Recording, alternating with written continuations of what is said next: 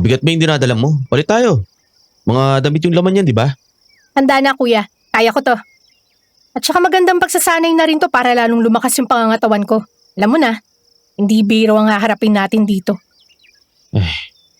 Pero dapat nakinig ka na lang sa akin eh. Hindi ka na sana sumama. Ang lagay, ikaw lang ang tutugi sa impaktong yun. Hindi naman pwede yun. Tatay natin ang pinatay.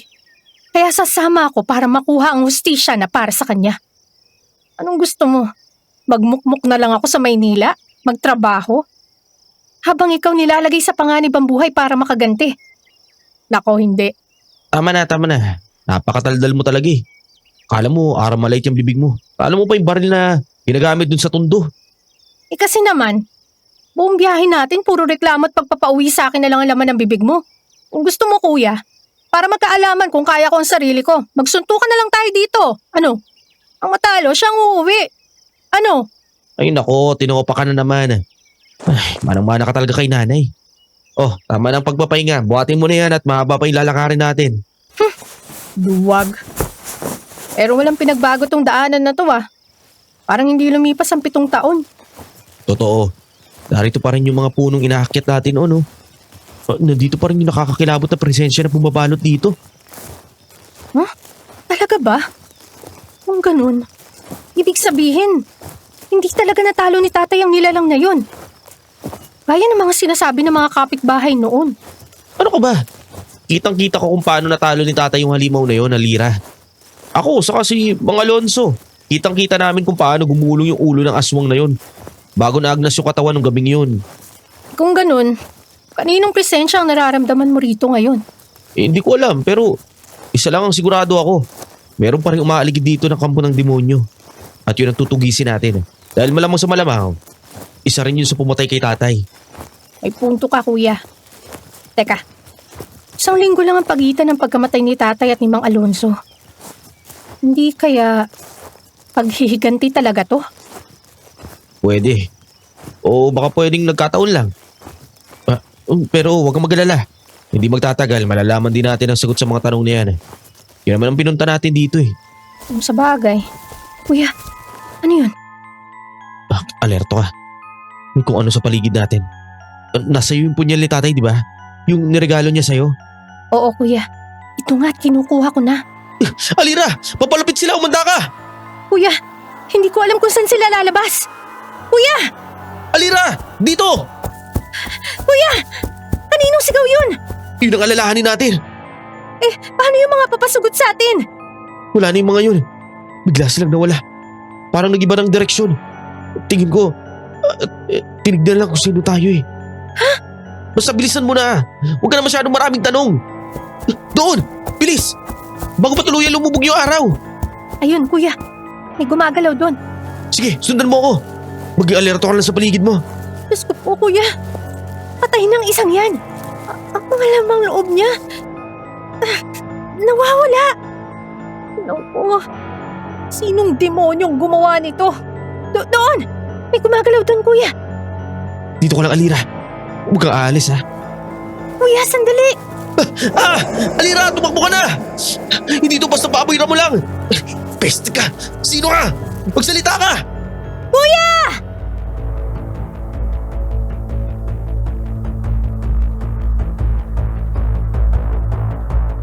Isang pagbati sa inyo, Sir Jupiter, at sa lahat ng taga-subaybay ng YouTube channel ninyo.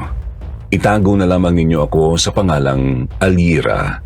Isang tubong Cavite at ngayon ay kasalukuyang naninirahan dito sa Tondo. Matanda na ako at hindi na nakakalakad. Kaya isa sa mga libangan ko ngayon ay pakikinig ng mga kwentong itinatampok ninyo rito. Marami akong nababasa ng mga kwento na hindi raw totoo ang mga aswang. Ang iba pinagtatawanan ang mga kwento tungkol dito at ang mga taong napapaharap sa mga ito. Pero isa lang ang sinisigurado ko sa inyo. Totoo ang mga aswang dahil noong kabataan ko, ang pagtugis sa mga ito ang naging hanap buhay ng aming pamilya.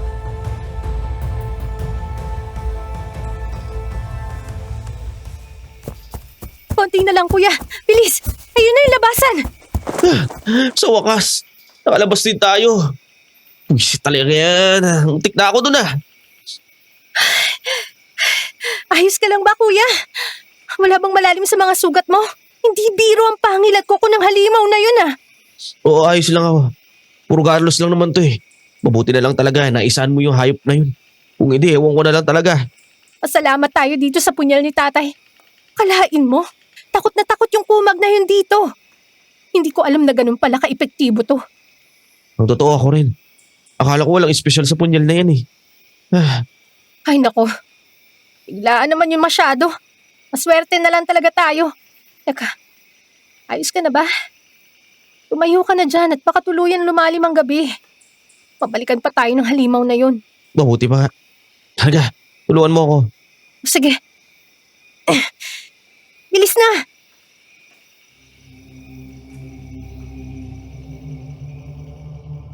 Muli kaming naglakad ni Kuya Mon.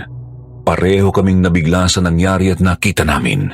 Kaya naging mas maingat kami hanggang makarating kami sa mataong lugar. Ang munti at liblib na baryo kung saan kami lumaki bago napadpad sa Maynila at naroon din ang taong sadya namin.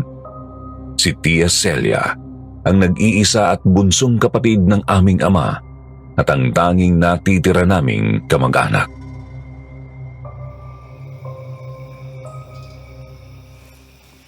Tia Celia! Mon! Alira! Nandito na pala kayo! Pero teka, ano nangyari sa inyo? Mon, puro kagalos iho! At bakit parang pawis na pawis at pagod na pagod kayo? Napaaway ba kayo?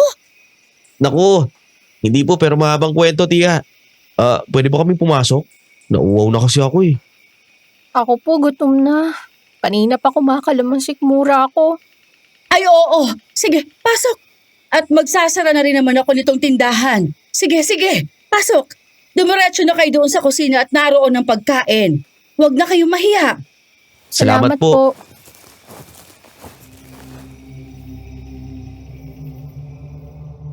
Pumasok kami ni Kuya Mon sa tindahan ng aming Tia Celia. Mas lumaki yun kesa noong naroon pa kami.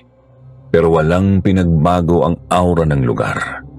Malungkot pa rin, lalo na nang makita ko ang mga larawan ng kanyang asawa at anak na nakasabit sa pader. Maliliit pa kami ni Kuya nang mamatay ang mga yun. Nawala sila sa kakahuyan at hindi na nakita pang muli. Kaidaran ko ang anak niya, talagang gumuho ang mundo ni Tia Celia nang mangyari ang trahedya. Ayon sa mga nakakita sa mag-ama, nakita pa raw nila ang mga ito na pumasok sa kakahuyan na parang may tinatakasan. Pero wala nang nakakita sa kanila pagkatapos noon. Doon na rin nagsimula ang mga usap-usapang may naligaw na aswang sa lugar namin.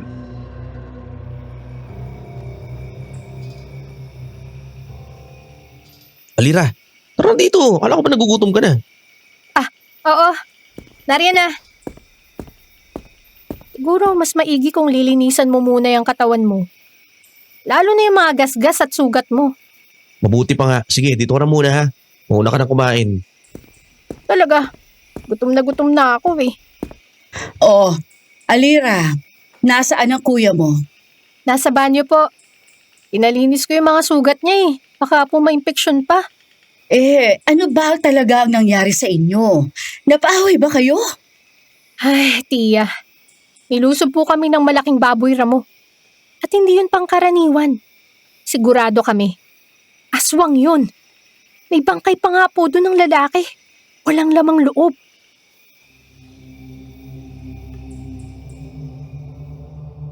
Nakita ko kung paanong biglang nabalisa si Tia. Umiwas siya ng tingin bago tumayo at nagsandok ng kanin sa malaking pinggan.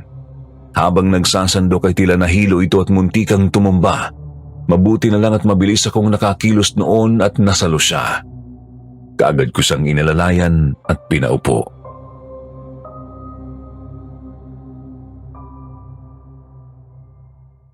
Ayos lang ho ba kayo, tiya? Alira, hindi ko alam. Pero parang bumalik siya rito at naghihigante. Ano pong ibig niyong sabihin? Yung aswang na mismong tinalo ng ama ninyo. Marami nagsasabing nakakita sa kanya sa kakahuyan nitong nakaraan. At marami ring nagsasabi na ang aswang na yon ang pumatay sa ama ninyo at kay Mang Alonso. Tampon talaga ng kadiliman yon at nagbalik siya rito para maghasik muli ng lagim. Alira, hindi na dapat kayo bumalik dito sa atin. Baka kayo nang isunod nun. Pumunta ho kami rito ni Kuya para alamin kung sino ang pumatay kay tatay. Mas mainam kung aswang siya. Mas maluwag sa puso namin siyang mapapatay. Tama ko si Alira. Hindi kami aalis sa lugar na to hanggat hindi namin nahanap yung pumatay kay tatay. Lalo pa ngayon na sigurado na kami na may aswang na umaaligid dito. At malamang sa malamang, yun ang pumatay kay tatay. Wala naman kasing aasahan sa mga pulis na yun eh. At saka isa pa, sigurado din ako na hindi yun yung aswang na nakalaban dati ni tatay. Pero hindi ba kayo natatakot? Paano kung mas malakas na ang isang ito? Kung napatay niya ang tatay ninyo, siguradong Iyan naman, parang hindi mo naman kilala yung pamilya natin. alam ko. Alam na alam ko. At yan ang dahilan kung bakit natatakot ako. Hindi ba ninyo napapansin? Lahat ng pagkamatay ng mga mahal natin sa buhay, ng tatay ninyo, ng ama ko, kahit mga lolo natin sa tuhod, hindi mapayapa ang kanilang pagkamatay. Kung hindi sila biglang nawala, ay pinatay naman sila. Malas ang gawain yun, kaya tumigil na ako. Ayoko na. Wala na akong pakialam kahit maglipa na ang mga impakto rito. Naiintindihan ka namin, Tia. Hindi ka naman namin pipilitin na lumaban kasama namin. Kaya na namin to ni Kuya. Anong sinasabi mo? 3 na lang tayong natitira sa pamilyang ito. Sa tingin ba ninyo, pababayaan ko kayong tugisin ang aswang na yon? Hindi po kami papatigil, Tia. Ganun ba?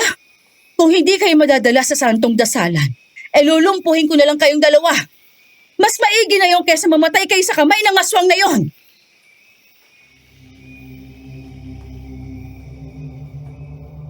Nagulat ako nang biglang hinugot ni Tia ang isang yantok sa likod ng diuling na kalan at walang ano-anong pinaghahampas niya ako. Mabuti na lamang kaagad akong nakatayo. Sa pool ang lamesa at halos magtalunan ng lahat ng nasa ibabaw niyon. Kaagad namang kumilos si Kuya Mon. Nakapunta siya sa likuran ni Tia pero bago niya ito mapigilan ay tinamaan siya nito ng siko sa ilong dahilan para mapasigaw siya at mapaluhod. Hindi pa nakontento si Tia. Tinadyakan niya si Kuya dahilan para tuluyan itong mapahiga sa sahig.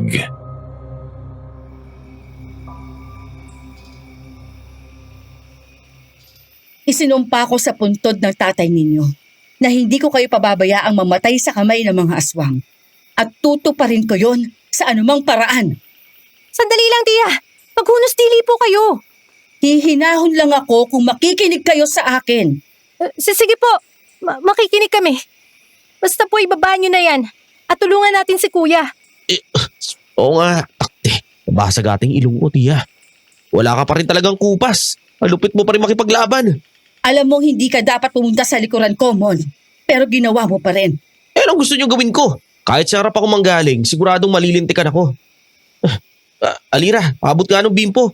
Ayaw tumigil ng pagdurugo ng ilong ko.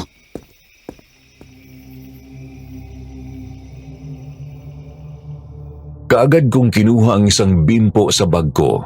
Iaabot ko na sana yun kay Kuya nang inagaw sa akin yun ni Tia Celia. Pagkatapos ay siya na ang nagdiin noon sa ilong ng kapatid ko. Napangiwi si Kuya at napasigaw pa nga sa sakit. Pinasinga naman siya ni Tia at pagkatapos ng ilang pisil, tumigil na rin ang pagdurugo noon. Tapos noon ay niyakap ni Tia si Kuya.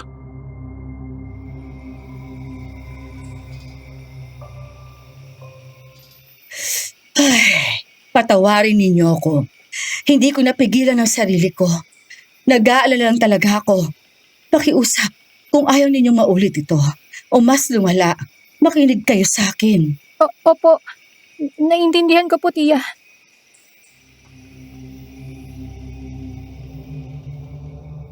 Matapos yun ay itinuloy niya ang pagsasandok ng pagkain at inaya kaming kumain.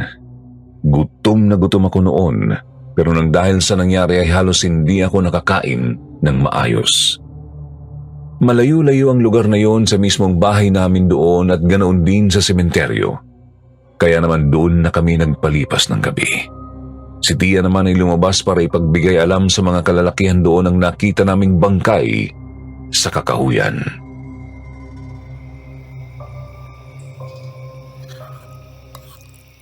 Ano kaya nangyari kay Tia? Hindi naman siya dating ganun. Hindi niya ginagamit ang kakayahan niyang lumaban sa pangkaraniwang tao.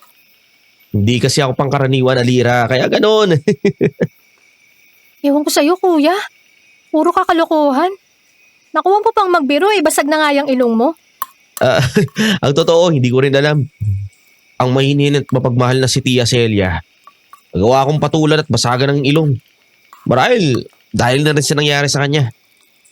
Mag-isa lang siya rito Tapos, sumunod pa yung pagkamatay ni tatay. Sa mga sinabi niya kanina, parang bumalik yung mapapait na alaala ng pagkamatay ng kamag-anak natin. Yung mga mahal niya sa buhay. Ano nang gagawin natin? Maunawain naman yung si Tia Celia. Kakausapin ulit natin siya bukas. Kung hindi siya madadaan sa ganon, huwag na tayo magpaalam. Kailangan natin gawin kung anong pinunta natin dito, no? Naintindihan ko, kuya.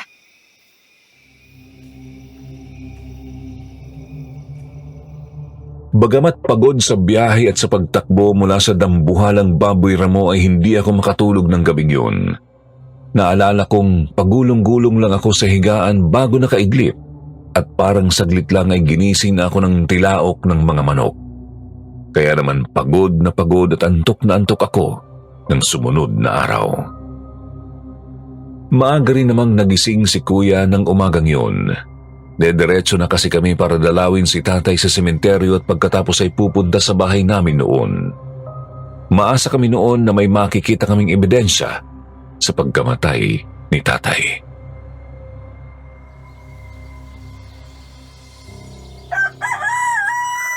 Gising na pala kayo. At aba, nakaligo na rin. Pupunta na ba kayo sa sementeryo? Opo, Tia. Tara po, magkape na rin kayo. Ay, salamat. Walang asukal lang sa akin, ha? Oh, Mon, kumusta na ba ang ilong mo? Ayos naman po. Hindi naman ata talaga nabasag ito nga lang, may mga pasa. Pasensya na talaga, ha? Naku, huwag niyo na pong isipin yun, Tia. Wala to, bukas makalawa, wala na rin to. Sige, pero pag may problema, sabihan mo ako. Dadalhin kita sa doktor. Opo, Tia. Pero, Tia Celia, ang totoo, gusto ko na tong itanong sa inyo kagabi. O kaso, nagkagulo naman tayo. Ano yun? Gusto ko po sanang malaman, paano po ba talaga namatay si tatay? Bukod po kasi sa ipinarating ninyo sa amin na nasaksak siya, wala na pong ibang detalye. Saan po ba siya nakitang patay?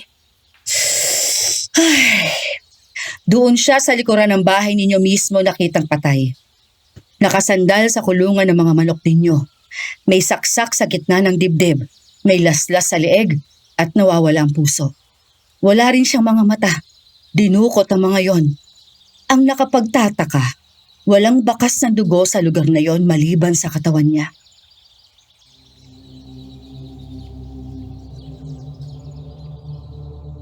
Hindi ko napigilan ang sariling maiyak nang marinig ko ang tunay na sinapit ni tatay. Napahagulgul ako noon, Sir Jupiter. Nanghina ako at napaluhod pa nga sa sobrang dalamhati. Kaagad naman na akong niyakap ni Kuya Mon.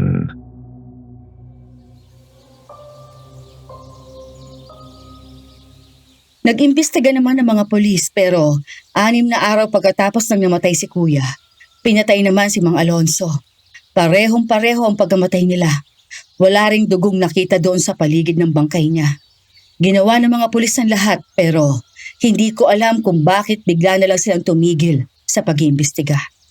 Ano pa nga ba? Wala namang maaasahan sa mga yun Alira, Mon, alam kong tumatakbo sa mga isipan ninyo. Alam kong hindi ko kayo mapipigilan kahit lumpuhin ko kayong dalawa. Pero hanggat maaari, huwag kayong magpapadalos-dalos. Mon, binabalaan ko kayong dalawa. Hindi magiging madali ang laban na gusto ninyong harapin. Naiintindihan ko po.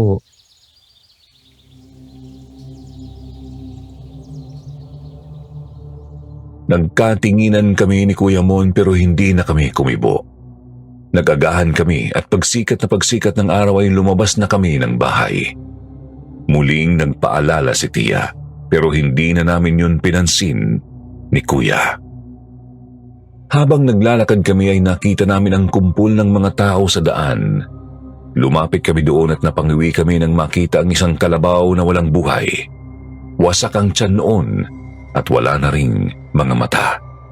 Kaagad naming narinig ang mga usap-usapan tungkol sa mga aswang.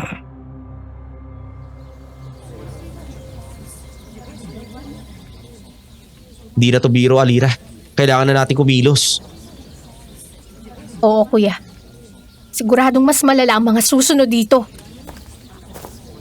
Sandali. Walang galang na. Kayo ba ang mga anak ni Lucio, hindi ba? Yung sikat na albularyo dito. Oo, kami nga ho. Teka, sino ba kayo? Ako si Lando. Ako yung kapitan rito. Kapitan? Bakit hindi ko ho ata kayo namumukhaan? Taga rito ho ba kayo? Sa pang-4 na taon ko pa lamang to. Anak ako ni Mang Tasyo, yung dating kapitan. Sa Maynila lang ako nag-aral at nagtrabaho. Umuwi-uwi ako dito noon.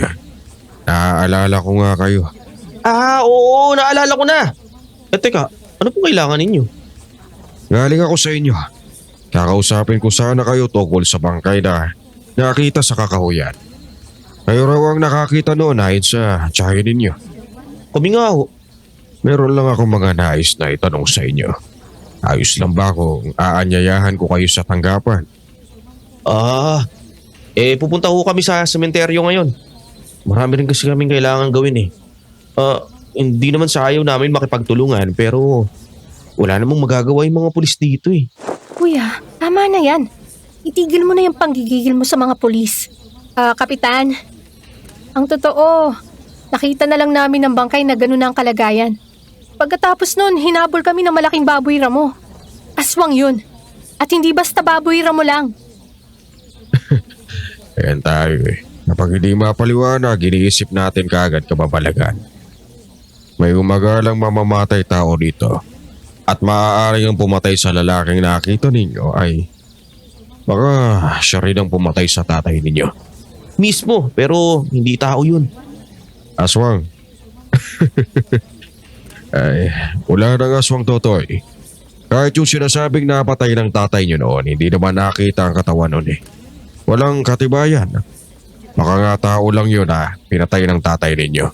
Para masabing tama ang hinala niya na may aswang.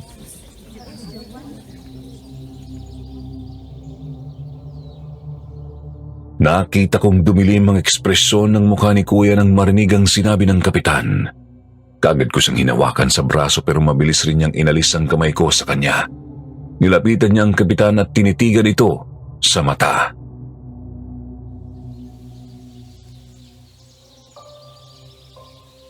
Wala kaming pakialam kung hindi ka naniniwala.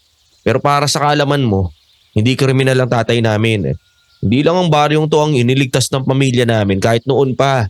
Kaya wala kang karapatan na ipamukha sa amin yung mga walang kwenta mong haka-haka. Tama na yan, kuya. Tara na. Kapitan, sinabi ko na mga nakita at narinig namin doon. Aalis na kami. Sige po. Sana, huwag mabiktima ng tinatawanan mong aswang ang pamilya mo. Ay nako, dahil kung mangyari yun, Kapitan, hindi ka namin tutulungan. Kuya?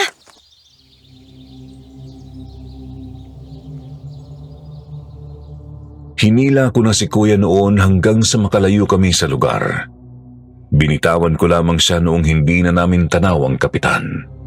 Hindi naman na siya kumibo noon at naglakad na lamang kami papuntang sementeryo. Pagdating doon ay bumili muna kami ng kandila at posporo.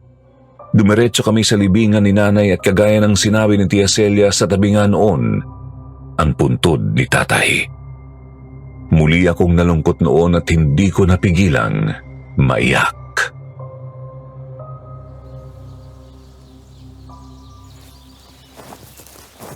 Tay, narito na kami ni Kuya. Patawad ko ngayon lang kami nakabalik. Nay, magkasama na ba kayo ni Tatay? Sana kung nasan man kayo ay masaya kayo. Ayos lang kami ni Kuya. Alira, tama na. Naiiyak na rin si nanay niyan. Alam mo naman na isa pa yung mababaw ang luha eh. Sakit-sakit kasi kuya eh. Ang sakit na wala tayong nagawa para kay tatay. Naiintindihan ko naman ang nararamdaman mo. Tay, hanapin na kami ni Alira yung gumawa nito sa inyo. Sa inyo ni Mang Alonso. At sisiguraduhin naming magbabahid kung sino man ang nilalang na yon. Sino yan? Ay kabayo! Bakit ka naninigaw? Pasensya na. Bigla ka na lang kasing dumating sa likuran namin eh. Pasensya na rin. Hinahanap ko kasi yung puntod ng...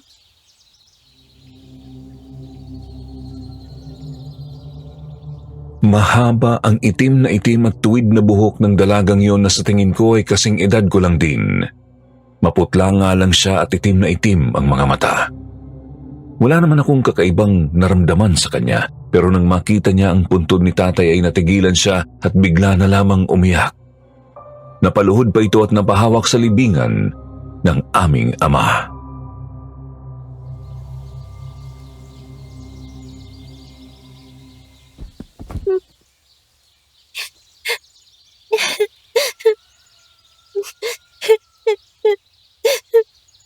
Teka. Sino ka ba? Bakit iniiyakan mo tong tatay namin? Siya rin ang tatay ko. Ha? Teka, anong sabi mo? Tatay mo yung tatay namin? Paano? Oo nga. Baka nagkakamali ka lang. Ano bang pangalan ng tatay mo? Pasensya na kayo. Pero ito ang tatay ko. Si Lucio. Lucio Manlapas. Patawad.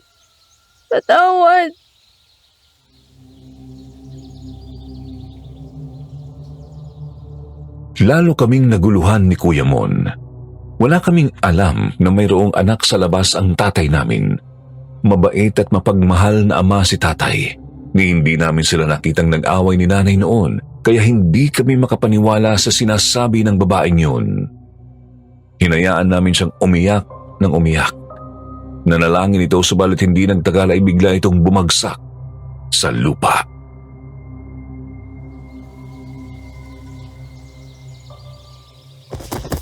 Hala, miss! Ano nangyari? Nawalan siya ng malay. Anong gagawin natin?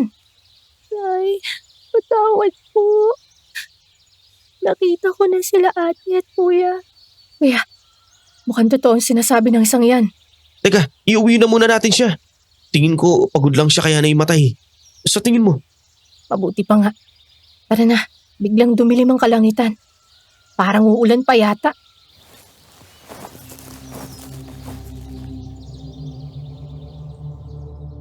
Hindi nga ako nagkamali. Pag-apak namin sa aming bakuran ay biglang bumuhos ang malakas na ulan. May kalayuan ang bahay namin sa mismong baryo at sa sementeryo.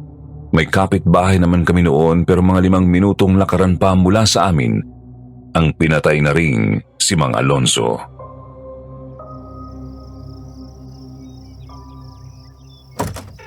Parang walang pinagbago tong bahay.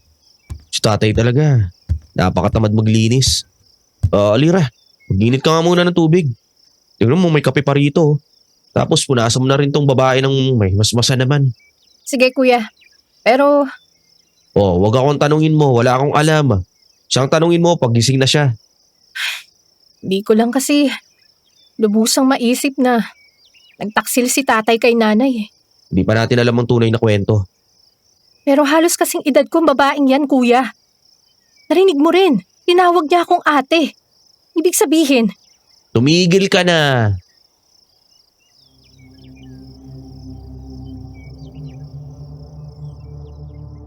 Hindi ko na napigilan ang luha ko, Sir Jupiter. Iniisip ko pa lang na totoo ang sinabi ng babae ay sumisikip na ang dibdib ko.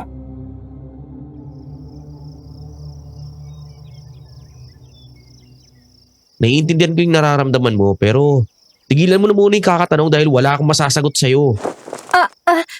Huwag kayong mag-away. Ayun na pala eh. Gising na. Simulan mo na yung pagtatanong mo.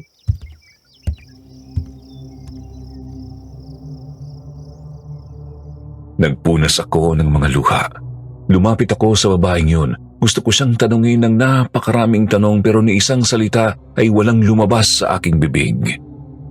Mas naunaan ako ng emosyon ko. Hindi ko matanggap na may kapatid kami sa ibang babae.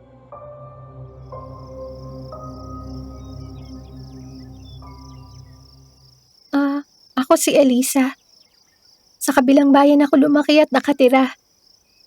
At tama ang narinig niyo sa akin. Ama ko ang tatay ninyo. Magkakapatid tayo. Teka, paano nangyari yun? Hindi taksil ang tatay namin. Paliwanag mo. Paano naging kapatid ka namin? Alira, huwag ka naman sumigaw. Hayaan mo siyang magsalita. Huwag mo akong pakialaman, kuya. Sige, patunayan mo sa akin na tatay mo ang tatay namin. Ito ang mga larawan namin. Tatatlo lang yan. Ito yung ipinanganak ako. Ito naman yung pangpito kong kaarawan. Tapos ito, 1 taon bago siya mapatay. Ang totoo, ayaw ng nanay ko na pumunta ako at magpakita sa inyo. Pero tumakas ako para malaman ninyo ang totoo.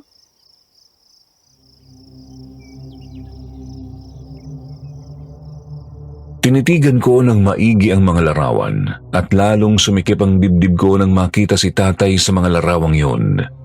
Nakangiti siya habang yakap ang babaeng nasa harapan namin. Pati ang isang magandang babae na sa tingin ko ay nanay ni Elisa at naging kalaguyo ng tatay ko. Ibinato ko sa kanya ang mga larawan at sa sama ng loob ko ay tumakbo ako sa kwarto ko doon at nagkulong. Lalong lumakas ang ulan at nakatulog na lamang ako habang umiiyak.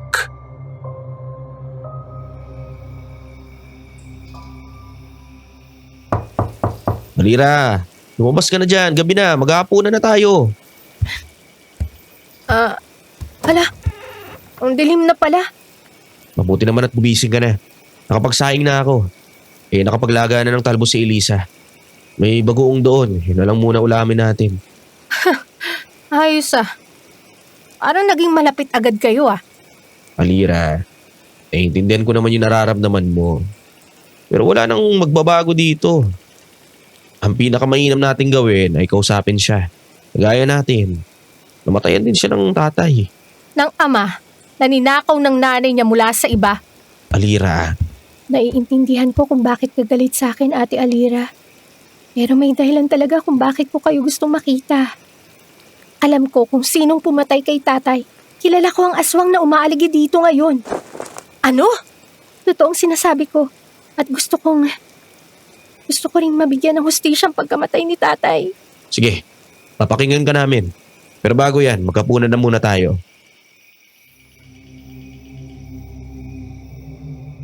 Hindi na ako kumibo. Dumiretso ako sa kusina para sana maghanda ng pagkain, pero nakahain na ang lahat. Inabutan ako ni Elisa ng pinggan at pinaupo ako. Hindi ko naman siya pinansin. Hindi ko kinuha yung pinggan at kumuha ako ng sarili ko. Nagsimula kaming kumain hanggang sa binasag ni Kuya Mon ang katahimikan.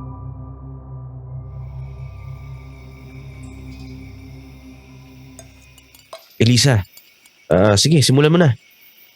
Sino ba talaga yung pumatay kay tatay?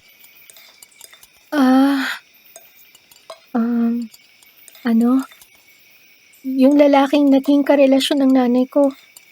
Karelasyon? Napakalandi talaga ng nanay mo, no? Alira, Pero matagal na nung naghiwalay sila. Hindi lang talaga matanggap ng lalaking yun na ayaw na sa kanya ng nanay ko. anong patunay mo? Nung umaga bago mamatay si tatay, pumunta siya sa amin para magdala ng saging at kamote. Pero nung umaga rin yun, dumating yung dating karelasyon ni nanay. Tumasata ang pangalan nun. Nag-away sila. Nagkasuntukan pa nga at nauwi sa ambahan ng taga. Pero naawat naman sila ni nanay. At ng ibang kalalakihan tinawag ko para pigilan sila. Pagkatapos, Ano? pinagsigawan ni tatay na aswang ang lalaking yon. Ano? Aswang? Oo. Pinato ni tatay ng asin yung lalaki at nakita kong nalapnos ang balat nun.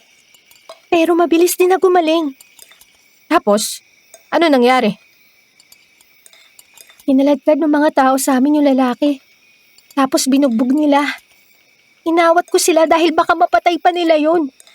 Pero nagbanta ang lalaki na yun na babalikan si tatay. At kinabukasan niya, natagpuan ng patay si tatay. Dito sa inyo. Paano kami makakasiguro na totoo mga sinasabi mo? Bakit? May dahilan pa ba ako para magsinungaling sa inyo? Kahit na. Kailangan namin makausap ang nanay mo. Naku, wag! Malilintikan ako ron. Hindi niya gusto na narito ako. Kung ganun, saan namin makikita ang Tomas na yon?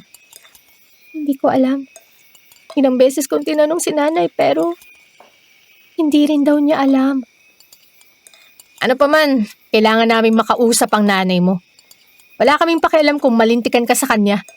Isa pa, kung gusto mo talagang ipaghiganti si tatay, gagawin mo ang lahat para magawa yun. Kuya, bukas na bukas din, pupunta tayo sa lugar ng babaeng to. Kakalad ka rin ko to kung kinakailangan. Teka, wag naman. Hindi nyo kilalang nanay ko. Hindi nyo alam kung paano siya. Hindi niya rin kami kilala.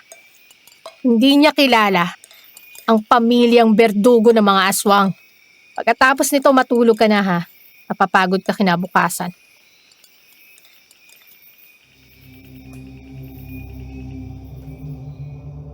Tumayo ako pagkatapos noon at dinala ang pinagkainan ko sa lababo. Nagmakaawa pa siya noon na huwag na namin ituloy ang binabalak namin pero hindi ko na siya pinansin. Si Kuya Mon naman ay ipinaliwanag sa kanya kung bakit mahalaga na makausap namin ang nanay niya. Hindi na siya sumagot noon pero nakiusap siya sa amin na protektahan siya kung sakaling saktan siya ng kanyang ina. Tumila ng tuluyan ng ulan. Lagpas hating gabi na noon nang maalimpungatan ako. Tumayo ako noon at lumabas ng silid nang makita ko si Kuya. Nakasilip sa bintana, tila may minamanmanan habang hawak ang kanyang itak.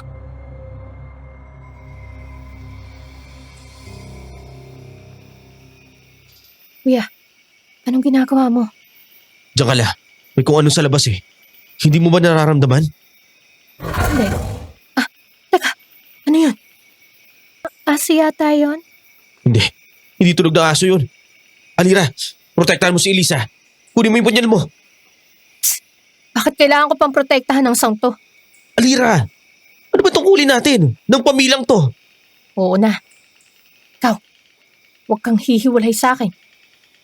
Pag pinasok tayo ng kung anong halimaw na yan na nasa labas at kinain ka, wala akong kasalanan dyan ah. Oo, naintindihan ko.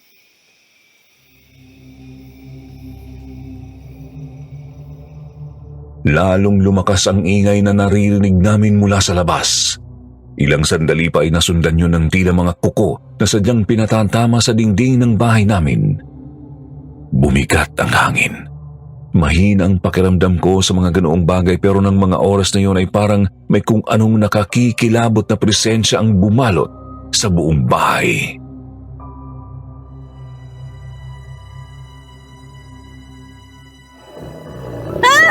Kuya Mon! Yan yung baboy Ramon na lumusob sa atin! Punyeta! Alira! Umalis kayo dyan!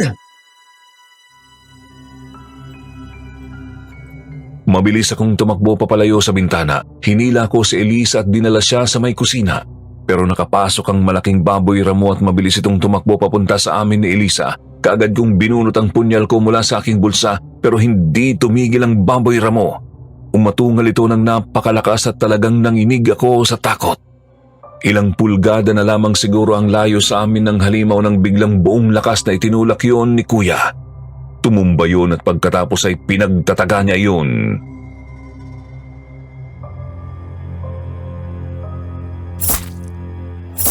Alira! Elisa! Tumakbo na kayo! Bilisan nyo! Hindi kita iiwan, Kuya!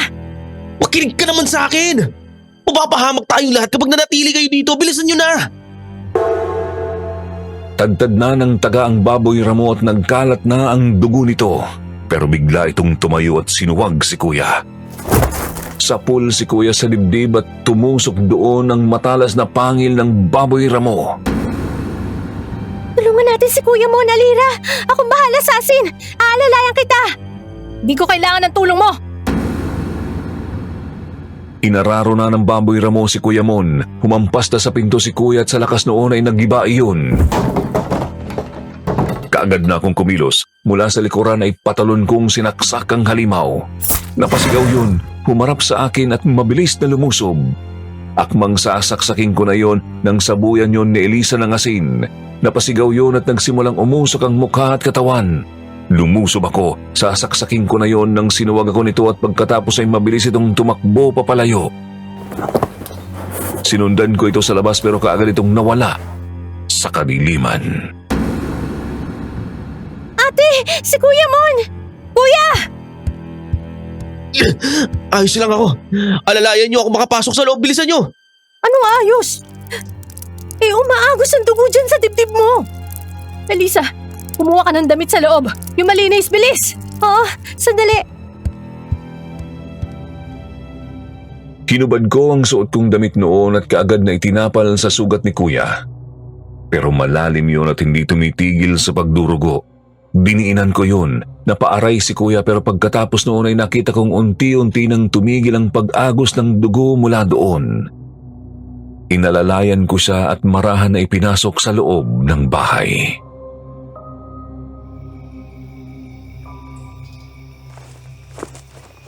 Eto ng damit. Salamat. Ngayon mag-init ka ng tubig. Pakuluan mo ng husto.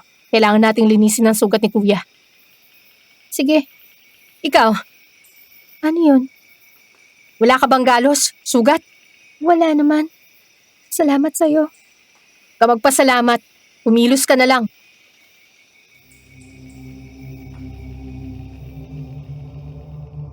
Kaagad namang sumunod si Elisa at hindi na sumagot pa. Binalikan ko noon si Kuya ngunit bigla akong binalot ng takot nang makitang wala na siyang malay at namumutla na. Dali-dali kong tiningnan ang kanyang sugat. Hindi naman na iyon dumudugo pero napakalalim talaga noon. Pinunasan ko ang paligid noon habang pilit na pinipigilan ang maiyak nang biglang hawakan ni Kuya Mon ang kamay ko.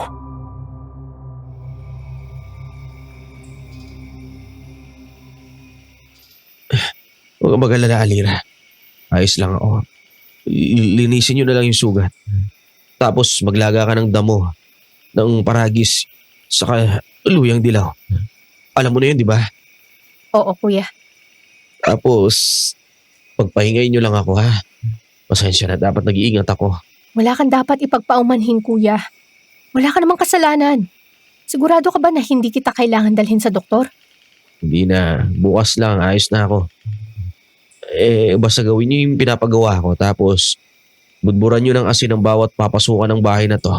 Baka biglang, Anong? Pagod na ulo! Ate! Kuya!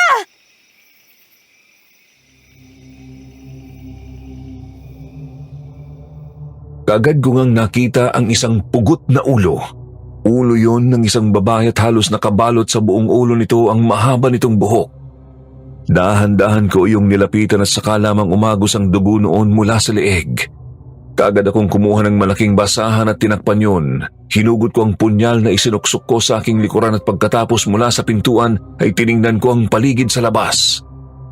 Pero wala akong nakita. Dahan-dahan akong umatras pabalik kay Kuya nang biglang ginulot kami ng isang malakas na kalabog mula sa bubungan.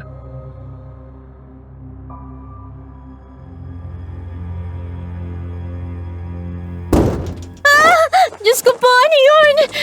Yung bubong! Nagustuhan ba ninyong regalo ko sa inyo? Mga hayop kayo? Napakahapdi pa rin ang mukha at likod ko ng dahil sa asin. Sino ka? Ako? Ako lang naman ang pumatay sa tatay ninyo. Anong sinasabi mo? Hindi ba si Tomas ang pumatay kay tatay? Si Tomas? Mahinang aswang ang hayop na yon. Natalo siya ni Lucio, kaya ako na ang tumapos ng trabaho niya. Alam ba ninyo mga huling salita ng ama ninyo? Hayop ka. Mali! Sinabi niya na humanda ako sa inyo. Nagdarating kayo para ipaghiganti siya. Kaya nga narito ako. Sinalubong ko pa kayo sa kakahuyan. Pero parang wala namang espesyal sa inyo. Ganun ba? Bakit nagtatago ka dyan? Bumaba ka rito! Alira, huwag mo siya gagalitin. Hindi biro yung lakas niya. Yung kanyang baboy ramo niya, wala pa yun sa kalahati na tunay niyang lakas. Makinig ka sa kuya mo, iha. Mukhang siyang nagmana ng kakayahan ng lahi ninyo. At ikaw, wala kang... Puro kasatsat. Kung hindi ka bababa rito, pues, pupwersahin kita! Alira! Mabilis akong tumakbo sa silid ni Itay. Doon ay nakasabit ang karamihan sa mga panlaban niya sa mga aswang. Kinuha ko ang buntot pagi at ang isang itak na mayroong itim na hawakan. Isa yun sa pinakapaboritong itak ni tatay at ang ginamit upang matalo ang aswang na minsang nanggulo sa lugar namin. Alira, huwag ka lalabas. Bantayan mo si kuya. Kapag nakapasok ang hayop na yun, sabuyan mo uli ng asin. Pero... Hindi ko na siya pinansin. Lumabas ako at tinawag ang aswang na nasa bubungan namin. Pero wala nang sumagot sa akin. Ni kaluskos o ingay sa bubong ay wala na akong narinig. Sumigaw ako, pinagmumura ko siya. Pero wala nang bumaba para harapin ako. Wala na siya, Alira. Wala na siya sa paligid. Kung matapang ka, totoong malakas, harapin mo ako! Nakakatuwa talaga kayong mga tao. Nakakatuwang paglaruan ang puso at damdamin ninyo. Huwag kang mag-alala. Hindi magtatagal. Makikita na rin ninyong muli ang inyong ama. Pero hindi ako ang maghahatid sa inyo sa kanya. Pumasok ka na rito! Tinatawag ka na ni Kuya Mon! Pagbabayaran mong ginawa mo sa tatay namin! At pagbabayaran mo rin ang ginawa mo sa kapatid ko!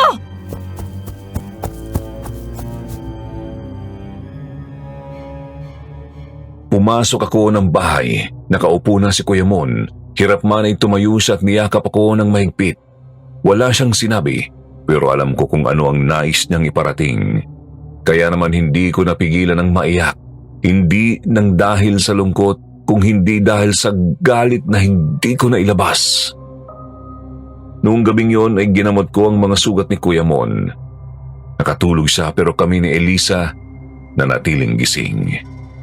Inilibing ko rin ang ulong inihagis sa amin. Grabe kasi ang takot ni Elisa noon at talagang nanginginig siya.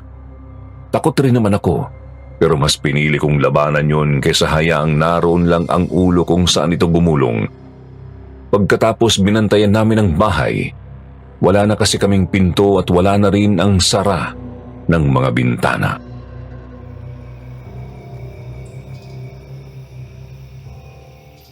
Nakakaingit kayo ni Kuya Mon. Mahal na mahal talaga ninyo ang isa't isa.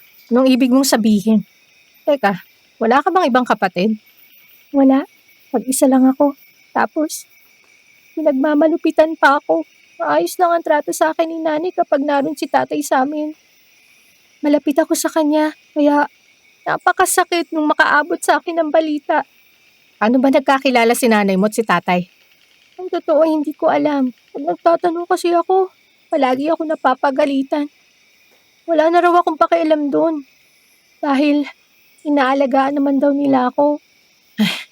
Pasensya ka na kung natarayang kita. Hindi ko lang kasi matanggap na, alam mo na may iba pa palang babae ang tatay ko. Wala yon.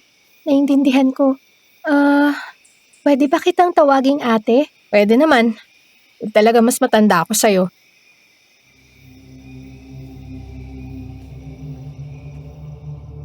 Ngumiti si Elisa. Kinabig niya ang braso ko at niyakap yun. Mali naman talaga na magalit ako sa kanya.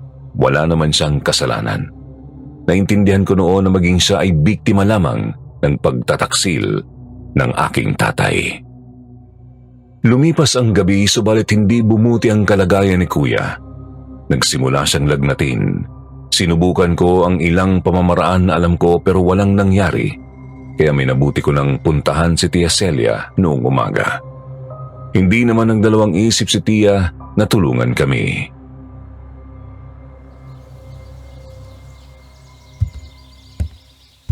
Ate, si Kuya Mon, hinahanap ka kanina pa.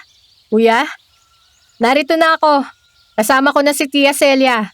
Kinuwento ko na sa kanya lahat. Yung katawan pala ng babae, nakita dun sa baryo. Sinabihan ko na sila kapitan na kunin na lamang dito ang ulo. Buti naman kung nag-alala ako eh. At tagal mo kasi bumalik. Mon, anong nararamdaman mo? Yeah, hindi ko alam. Parang ang init ang loob ng katawan ko. Tapos hinangina ako.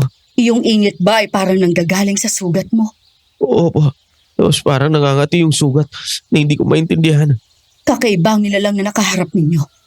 Sige na, Alira, kumuha ka ng dahon ng bayabas tapos ay pakuluan mo kasama ng bawang na hindi dinikdik. Tapos maghalo ka ng 3 kutsara ng langis na ito. At ikaw naman, Elisa po. ipagdikdik mo naman ako nitong dahon na to. Lagyan mo rin ng langis na ibinigay ko kay Alira. Opo. Kayo po ba yung kapatid ni tatay? Oo, pero hindi na tayo narito para magkakilala at magkakwentuhan. Kilos na, bago papatayin ng kamandag ang kuya ninyo. Kamandag po. Oo, kilos na!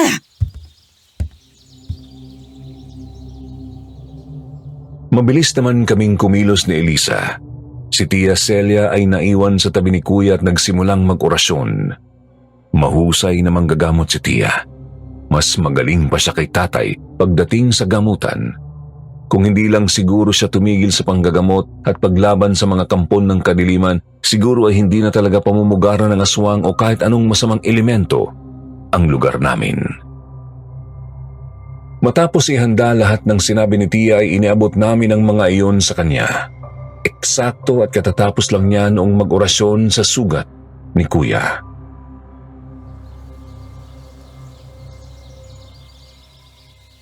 Magaling. Ngayon, Mon, medyo magiging masakit ito. Pero magtiwala ka. Gagaling ka kaagad. Naiintindihan mo? Opo, Chang. Simulan na po natin. Inorasyonan ni Tia Celia ang mga ginawa namin ni Elisa at pagkatapos ay sinimulan na niyang linisin ang sugat gamit ang isang tela at ang pinagpakuluan ko. Pagdampi pa lang ng tela ay napasigaw na kaagad si Kuya sa sakit. Hinawakan ko ang kamay niya pero sinaway ako ni Tia. Hindi ko raw yun dapat gawin kung bakit hindi na niya ipinaliwanag. Natapos ang paglilinis ng sugat. Bilog na bilog yun. Pinatakan ni Tia ng langis na may dinikdik na dahon yung pinagawa niya kay Elisa at talagang napasigaw ng husto si Kuya. Pulang-pula na ang kanyang muka at labas na ang mga ugat sa leeg.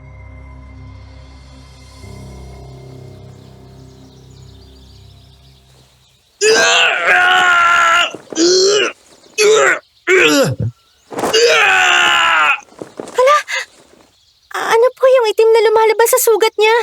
Yon ang kamandag.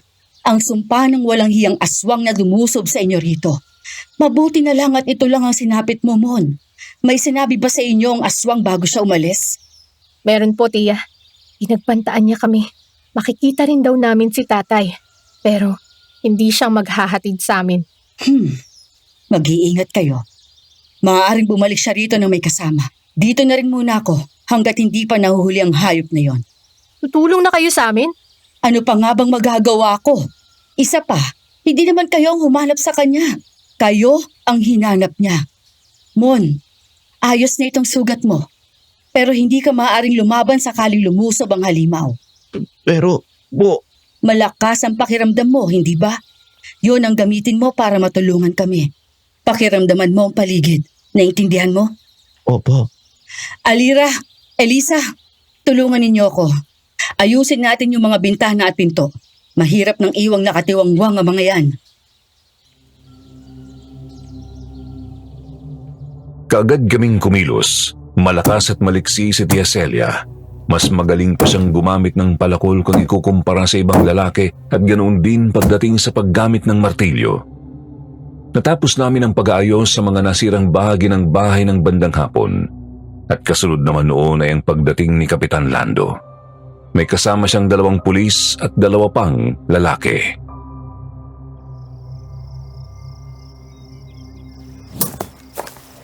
Magandang umaga, Manang Celia.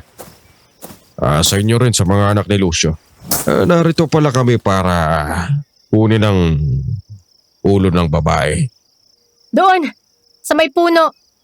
Doon namin inilibing yung ulo. Pinilibing ninyo? Oho, hindi ba't sinabi ko na sa inyo yung kanina? Ano ang gusto nyo gawin namin doon? Takpan lang ng sako? Sandali, hindi ba ninyo alam na kailangan munang imbestigahan yun? Nakuha naman ninyo ang katawan, hindi po ba? Yun na lamang po ang gamitin ninyo sa investigasyon. Isa pa, huwag ninyong sabihin pinaghihinalaan ninyo ang mga batang ito. Hindi naman po sa ganoon. Ang amin lang ay hindi nila dapat yung pinakikialaman. Kapitan, kung kayo ang makakakita ng ulong biglang gugulong na lang sa harapan nyo isang gabi, tapos nagtagpo yung mga mata nyo ng ulo na yon, anong gagawin nyo? Syempre. Kukunin ko. Tapos ano? Hindi nyo po alam ang gagawin, hindi ba? Inilibing namin ang ulo. Dahil hindi kami sigurado kung may katawan pa yun o wala na. Sambaga lang ang ulo na yun. Posible naman. Aswang nga ho. Aswang ho ang nagdala rito noon. Tingnan nyo. Kagagawa lang namin itong mga pinto at bintana. Yung bubong namin, tingnan nyo. Yupi pa rin niya eh. Ilusob kami ng aswang kagabi.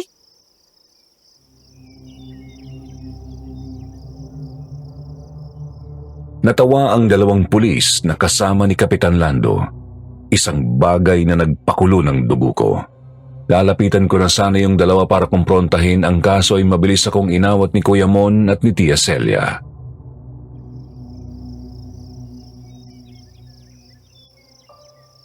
Sige, kung mayroon kayong paliwanag sa mga nangyari nitong nakaraan, sabihin niyo rito.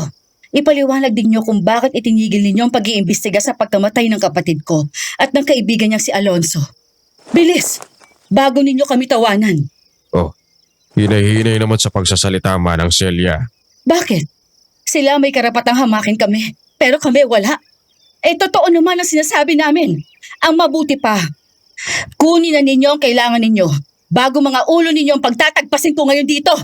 Alira, ibigay mo mga pala sa mga to bago pa dumilim ang paningin ko.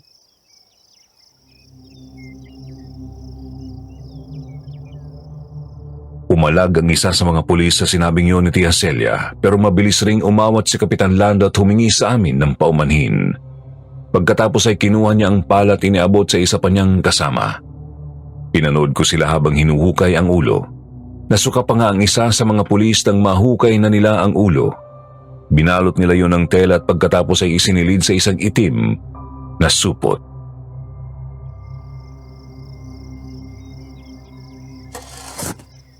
Tingnan mo yan si Kapitan. Pakaway-kaway pa. Akala mo naman. Paano ho ba nanalo ang isang yan? Hindi naman yung taga rito. Iba ang nagagawa ng pera, Alira. Basta't may pera ka, magiging kahit na sino ka. Oh, siya. Si Elisa. Nasaan? Oh, nandun lang sa... iniwan ko lang yun sa kusina. Alira, mag-iingat ka sa isang yon. Ibang nararamdaman ko sa kanya. Para bang may kung ano sa pagkatao niya. Hindi mo ba talaga siya kilala, Tia? Hindi. Kagaya ninyo. Hindi ko rin alam na meron siyang babaeng anak sa labas. Hindi rin ako makapaniwala na nagtaksil siya sa nanay ninyo. Sana lang, hindi ito nalaman ni Lena bago siya namatay.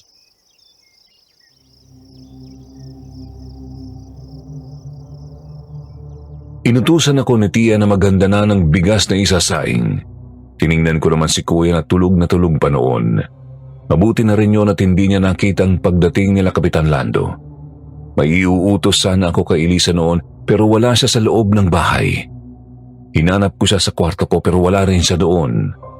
Hanggang sa makarinig ako ng malakas na kalabog sa loob ng kwarto ni Tatay. Dali-dali akong tumakbo doon at nakita ko si Elisa. Nakatumba sa tabi ng isang sirang upuan at sa kamay niya ay isang maliit na kahong gawa sa kahoy.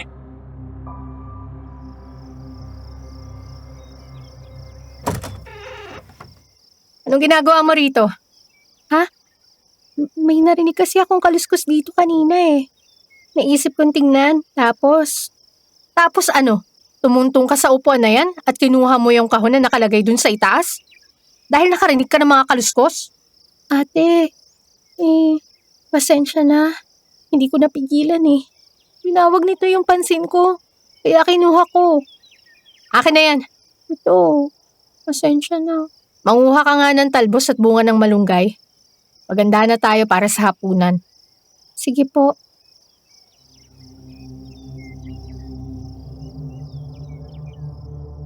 Sinundan ko pa ng tingin si Elisa noon. Dumiretso naman siya sa labas nang walang kahit anong sinasabi. Isinara ko ang pinto at tiningnan ko ang laman ng kahon na kinuha niya.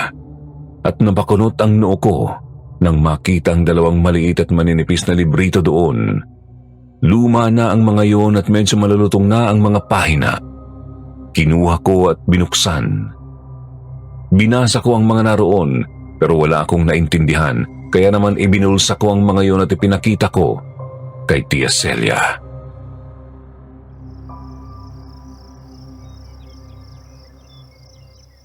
Ano ka mo? Nakita mo itong kinuha ni Elisa? Oo, tiya. Hawak niya yan na makita ko siya sa kwarto ni tatay. Kahina-hinala rin yung dahilan niya kung bakit siya naroon. Ano ho ba yan? Orasyon ito ng pagpapalakas ng kapangyarihang itim. Sa pagkakatanda ko, sa lolo namin ito sa tuhod.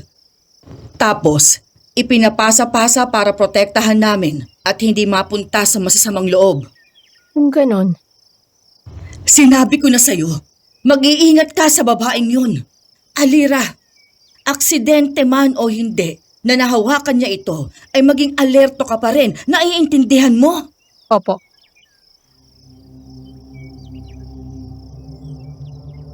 Magmula ng mga sandaling yon ay hindi ko na inalis ang mga mata ko kay Elisa. Pero wala akong nakitang kakaiba sa kanya. Bukod sa pagkakataong nakita ko siya sa kwarto ni tatay, ay wala naman na siyang ginawang iba pang kakaiba. Hanggang sa sumapit na lamang ang gabi at doon pa lamang nagising si Kuya Mon.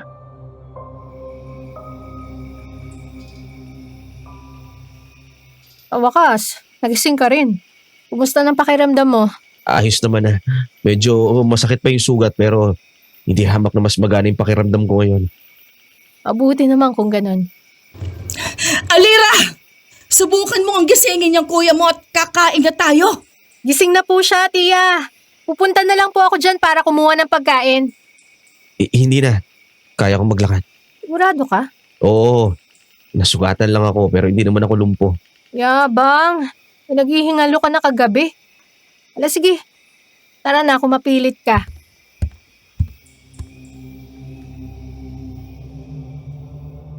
Nakatayo at nakalakad naman si Kuya Mon. Kumain kami noon. Tinanong ni Tia Celia si Elisa at kung ano ang mga sinabi niya sa amin ay yun lang din ang mga isinagot niya kay Tia. Walang kakaiba sa kanya pero hindi pa rin mawala sa isipan ko ang totoong dahilan tungkol sa ginawa niya noong hapon. Sinabi ko rin yun kay Kuya. Tinanong ko siya kung may nararamdaman ba siyang kakaiba kay Elisa, subalit wala raw. Sigurado raw siyang normal na tao lang ang babaeng yun.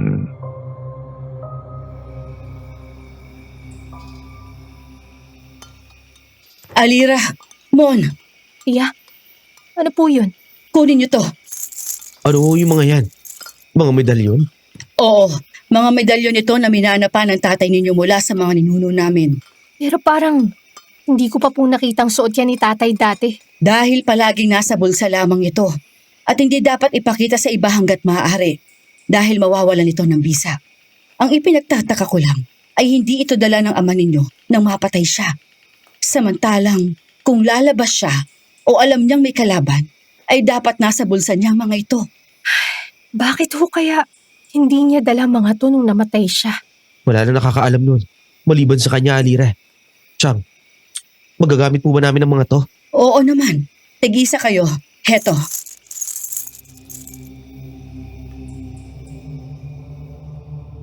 Pagkaabot noon sa amin ay ipinatong ni Tia Celia ang mga kamay niya sa mga ulo namin ni Kuya. May ibinulong siya at biglang mula sa ulo ko ay may naramdaman akong kuryente. Kuryente na hindi nakakasakit, sa halip ay nakakakiliti. At pagkatapos noon ay nakaramdam ako ng paggaan ng pakiramdam, para bang nawala lahat ng dinadala ko.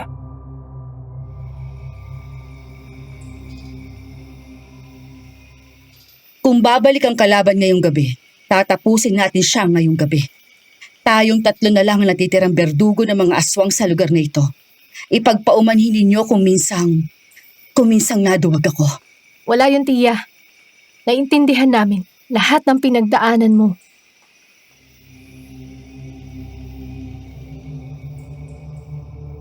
Ngumiti si Tia. Pagkatapos ay inilabas niya ang mga gamit ni tatay na magagamit namin sa pakikipaglaban sa mga aswang.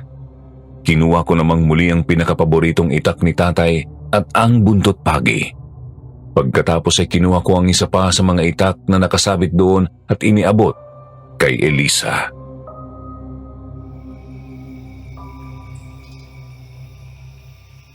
Kunin mo to para may protection ka.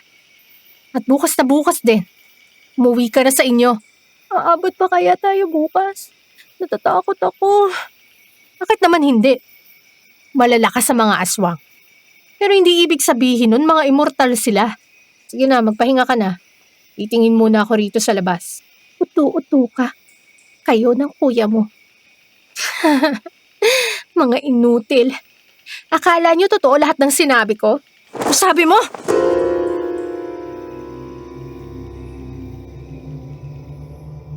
Bigla akong nilusob noon ni Elisa gamit ang itak.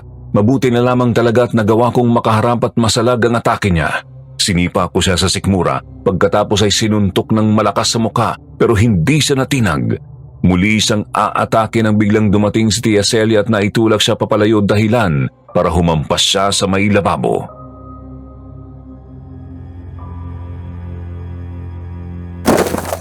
Sinasabi ko na nga ba? Sino ka? At ano ang kailangan mo rito? Yung mga librito. At ang ulo ng dalawang yan. Bakit? Ano ang dahilan mo? Ang dami mong tanong. Wala rin namang kwentang malaman niyo ang sagot dahil mamamatay na kayo ngayon. Nanay, tapusin na natin to! Tia! Alira! May mga paparating, umanda kayo! Pagkasigaw ni Elisa ay narinig sa paligid ang napakaraming alulong ng aso at huni ng mga galit na uwak. At hindi nagtagal ay nabuwal ang mga bintana at pinto sa bahay namin at mula doon ay nagpasukan ng napakaraming uwak. Kuya! Huwag niyo ako alalahanin! Kaya ko sarili ko! Hayop ka, Elisa! Traitor ka! Hindi naman. Tanga ka lang. Totoo yun. Ay, ang sarap ninyong panoorin. Ang mga tao nga naman, napakadaling paglaruan ng puso. Ikaw! Ikaw yung mga nasa larawan. Ikaw ang ina nitong si Elisa. Ako nga, nagulat ka ba? Ako rin ang aswang na humabol sa inyo magmula nang magbalik kayo rito. Alira! Chang! Mag-iingat kayo ah! Hindi biro ang lakas ng isang yan. Ang nagmana ng malakas na pakiramdam ni Lucio. Sayang nga lang at hindi sa akin nagamit ng tatay mong abilidad na yan. Paano? Tawag ng laman ang inuna niya. Kalokohan! Hindi ganun ang tatay namin! Sinungaling! Sinugod ko noon ang babaeng yun, subalit nilusob ako pabalik ng mga uwak. Wala akong nagawa kung hindi ang sumalag. Puro naggalos ang mga braso ko noon pero pinilit kong makaabante. Nang bigla na lamang may tumama sa sikmura ko. Napalhod ako at nang mapatingin ako sa pwesto ni Kuya ay nakatumba na rin ito sa sahig. Isang malakas na sipa ang tumama sa mukha ko pero bago pa ulit makaatake ang babae ay tinamaan ito sa ulo ng kaldero. Layuan mo ang mga pamangkin ko! Oy! Ang kapatid ni Lucio. Ang minsang tinaguriang pinakamalakas na babae. Pinakamalakas pero hindi na protektahan ang asawa at anak. Hayop ka! Dinamba ni Tia Isabel ang babae. Sunod-sunod na suntok ang pinakawalan niya pero wala iyong talab. Itinulak siya ng babae dahilan para tumalsik siya at tumama pa nga sa bubungan. Pero hindi ko pinabayaan si Tia. Nang akmang lulusubin na siya ng babae, kaagad ko yung inundayan ng taga. Subalit mabilis lang nitong nasalo ang itak. Tumingin ito sa akin at talagang nanghilakbot ako nang makita ang nanlilisik at pulang-pula nitong mga mata. Elisa, utusan mo na ang mga uwak. Tapusin ang ipis na to. Opo. Itinulak ako ng aswang at agad naman akong nilusob ng mga awak. Pero hindi ako nagpatinag. Tumayo ako. Nakita ko si Elisa na nag-oorasyon. Puro na ako sugat ng dahil sa tuka at kuko ng mga awak. Pero hindi ko yun ininda. Tumakbo ako papunta kay Elisa. Hinawakan ko siya sa buhok at buong lakas kong inihampas ang ulo niya sa lababo. Hindi pa ako nakontento. Binuhat ko siya at ibinalibag sa lamesa. Umibabaw ako sa lamesa at tinuhod ko ang ulo niya. Pinagsusuntok ko siya hanggang sa mawalan siya ng malay at tumigil sa pag-atake ang mga uwak. Elisa! Anak! Hayop ka! Ngayon katapusan mo na! Mula sa bulsa ay kinuha ni Kuya Mon ang medalyon na ibinigay sa kanya ni Tia at mula sa likuran ay isinampal niya yon sa aswang at nakita kong umusok yun. Pagkatapos ay tinadyakan ni Tia Celia ang aswang sa sikmura. Pero pumalag pa ito. Isang malakas na suntok ang pinakawalan nito at mabilis na kalmot ang tumama sa dibdib at mukha ni Tia. Mabilis itong umikot at kinalmot din si Kuya sa dibdib kung saan naroon ang sugat nito. Akala ba ninyo kaya ninyo ako? Yung tatay ninyo, hindi nakapalag sa akin kayong pakaya. Alam ba ninyo kung gaano kalakas ang sigaw niya nang bukutin kong mga mata niya? At ang puso niya, tumitibok pa ng inasab ko. Pati yung sa kaibigan niyang si Alonso, ganun din. Hayop ka! Nilusob ko ang aswang, dala ko ang buntot pagi at dali-dali akong tumakbo papalapit sa kanya. Pagharap niya ay agad ko siyang hinampas. Nakailag siya, pero hindi niya nailagan ang sunod kong hagupit. Tinamaan ko siya sa mukha at agad iyong nalapnos. Pagkatapos ay sunod-sunod ko siyang pinaghahampas. Nagkasugat-sugat na ang kanyang mga braso at nagtalsikan na ang dugo sa paligid. Umikot naman si Tia at tinadyakan niya yon sa likuran ng tuhod dahilan para mapaluhod ito. Nang halos kita ko na ang buto sa mga braso ng halimaw na yon ay saka lamang akong tumigil. Tuluyan na rin naglabasan ng bahay ang mga uwak. Masukol ka pa rin, hayop ka! Pestay medalyon yan. Kung alam ko lang sana gagana yan kahit hindi direct ang ipinamana. Nangihina na ako. Ngayon, bago kita tuluyan, sabihin mo kung anong totoo. Anong relasyon mo sa tatay namin? Totoong nagkaroon kami ng relasyon. At si Elisa ang naging bunga noon. Pero tao pa ako noon. Galing ako sa pamilya ng mga magkukulam at pambabarang. At naramdaman kong kapangyarihang kailangan ko kay Lucio. Kaya inakit ko siya. Pinaniwala na mahal ko siya. Pero hindi ko ni minsan minahal ang ama ninyo. Hayop ka! Nagdahil sa kapangyarihan. Nagawa mo yun. Anong alam ng isang tulad mo? Ang kapangyarihan ang magdidikta kung mabubuhay ka sa mundong ginagalawan ko. Kaya, nang minsan nagkaroon ako ng trabaho na patayin sa kulang mga aswang, hindi na ako nagkatubili. Ako na ang kumuha sa batong itim at sa kapangyarihan niya. Isa na lang sana ang kulang. Ang iyong librito, Lucio. Maayos kong hiningi yun, pero hindi na ibinigay. Kaya nagawa mo siyang patayin nang dahil lang doon? Oo! Ano pa nga ba? Ang plano, kapag nakuha ko yun, ipapatayin ko na kayong lahat at ako na mag-reyna rito.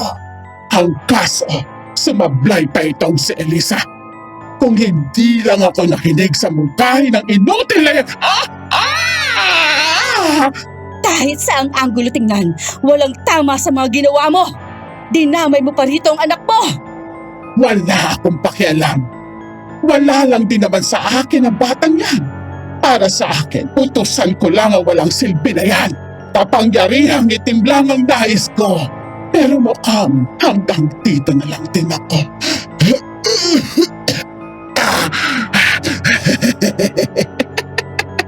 Oo nga pala, ako ang kumulam sa nanay ninyo. Kaya siya nagkasakit at namatay. Demonyo ka! At walang kaalam-alam ang tatay ninyo tungkol doon. Pumupunta siya sa akin habang may sakit ang nanay ninyo dahil hindi na siya makasiping sa nanay niyo. Nahumaling siya ng gusto sa akin. Yung tungkol kay Tomas, gawa lang namin ni Elisa yon. Walang Tomas. Hindi ko na napigilan ang sarili ko noon, Sir Jupiter. Pinaghampas ko siya ng buntot pagi hanggang sa tuluyan na siyang bumagsak sa sahig. Pero habang ginagawa ko yun ay wala siyang tigil kakatawa. Lalo akong nagalit. Kinuha ko ang punyal na nakasiksik lang sa bewang ko. Sasaksakin ko na sana ang halimaw na yun nang yakapin ako ni Tia. Tama, Alira. Patay na siya. Hayop siya! Demonyo! Walang aawa! Si tatay! Si nanay! Alira,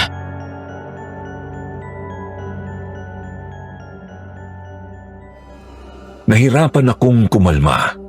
Pero sa tulong ni Tia ay nagawa ko yun. Itinali ko noon si Elisa sa haligi ng kusina. Pagkatapos ay inilibing namin ang katawan ng nanay niya sa kakahuyang malapit sa amin. Lumabas pa ang itim na bato na pinagmulan ng kanyang kapangyarihan mula sa kanyang bibig. Kinuha yun ni Tia at itinago. Sinigurong wala ng ibang makikinabang noon. Inabot kami ng umaga. At noong araw na yon, ipinahuli namin si Elisa. Sinabi namin kay Kapitan Lando na pinagtangkaan kaming patayin ng babaeng yon at na ipinagtanggol lang namin ang aming mga sarili. Pumalag si Elisa noon, pero kami ang pinanigan ni Kapitan. Nakulong siya at kami naman ni Kuya ay bumalik ng Tondo. Ibinenta namin ang mga ari-arian doon at nanirahan kami ng tahimik sa Tondo kasama ni Tia Celia. Sinunog namin ang ilang mga gamit ni tatay at nagdala na lamang ng iilan. Lumipas ang panahon at hindi na kami bumalik pa sa lugar na yon. Wala na kaming naging balita pa kay Elisa. Hanggang dito na lamang po, Sir Jupiter. Maraming salamat sa channel na ito at patuloy pa rin hindi nawawala ang mga kwentong magpapatunay na totoo ang mga aswang. Kaya sana suportahan ninyo ang channel na ito. Hindi naman siguro kakain ng oras ang pag-subscribe sa channel na ito. Muli, maraming salamat, Sitio Pangil.